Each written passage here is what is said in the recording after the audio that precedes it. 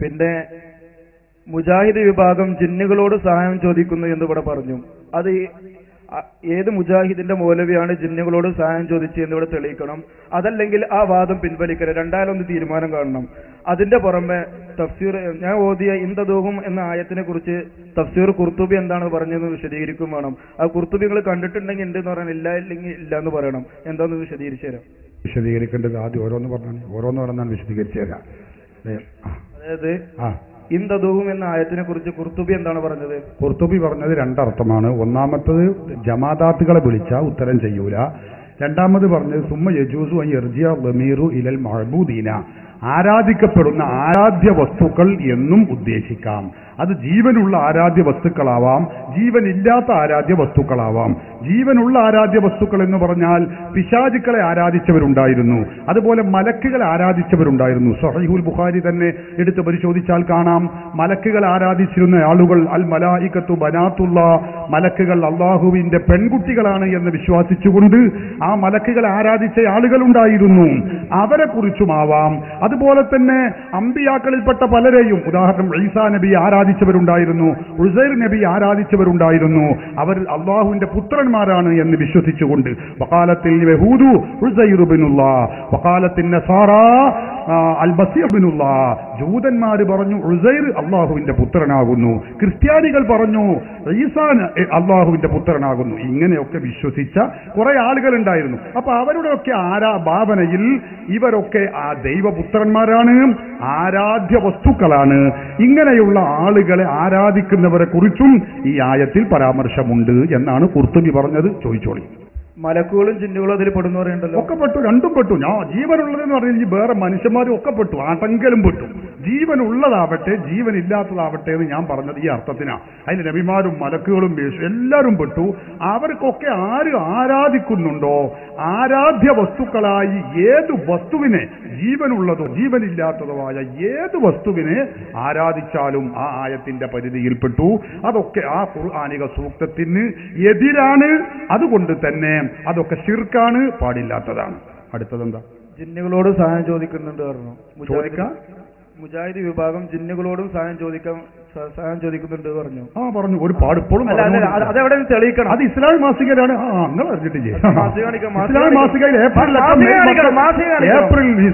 April May ഇപ്പോൾ എല്ലാ തൊള്ളപടായിട്ട് പറഞ്ഞിട്ട് കാര്യമില്ല, സാധനം കാണിക്കണം. എല്ലാ ലക്കത്തിലും അതന്നെയാണ്. നിങ്ങൾക്ക് മാത്രമേ സംശയമുള്ളൂ, മുജാഹിദുകൾക്ക് വരെ അതിൽ സംശയം. ഞങ്ങൾ ഇവിടുന്ന് വരുന്നത് മുജാഹിദുകൾ പറഞ്ഞു ഒരാളിങ്ങനെ തപ്പിത്തവഞ്ഞ് പോയിക്കൊണ്ടിരിക്കുകയാണ്, വിജനമായ സ്ഥലത്തൂടെ പോവുക.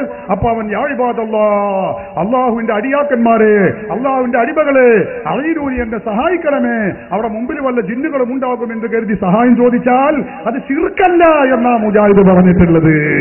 കഴിഞ്ഞ മുജാഹിദുകളുമായുള്ള സംവാദത്തിൽ ഞങ്ങൾ മണ്ണാർക്കാട് വെച്ചും മറ്റുമൊക്കെ സംവദിച്ചപ്പോൾ പറഞ്ഞത് അത് പാടില്ലാത്തതാകുന്നു, തൗഹീദിന് വിരുദ്ധമാകുന്നു എന്നാ സക്കരിയ സലാഹി ഉൾപ്പെടെയുള്ള മൗലവിമാർ പറഞ്ഞത്.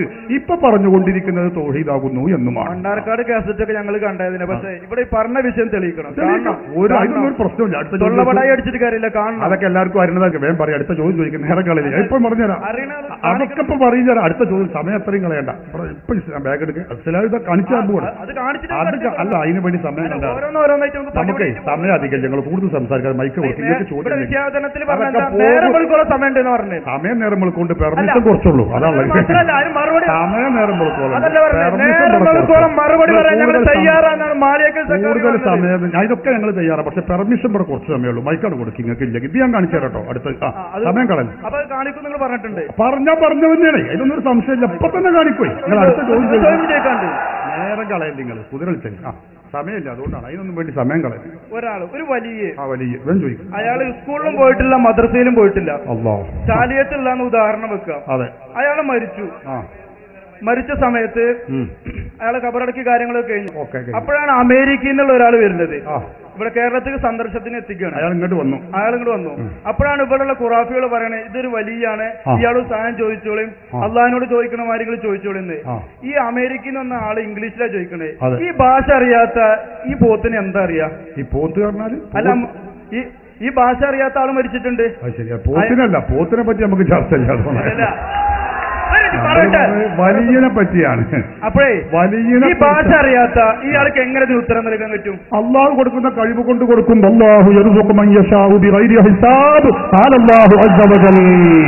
അള്ളാഹു അവൻ ഇച്ഛിക്കുന്നവർക്ക് കയ്യും കണക്കുമില്ലാതെ അവൻ നൽകുക തന്നെ ചെയ്യും.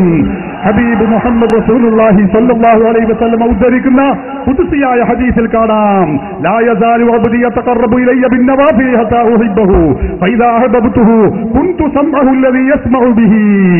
അവൻ കേൾക്കുന്ന, എന്റെ വലിയ കേൾക്കുന്ന കാത് ഞാനാകും.